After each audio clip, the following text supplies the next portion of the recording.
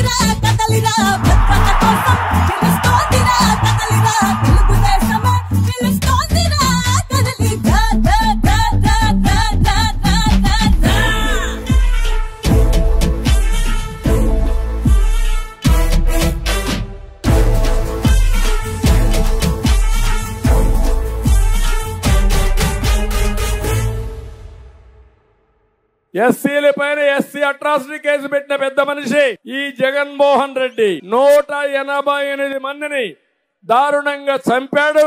ఎస్సీలకు ద్రోహం చేసిన పార్టీని పాతి పెడతారా లేదా మీరు?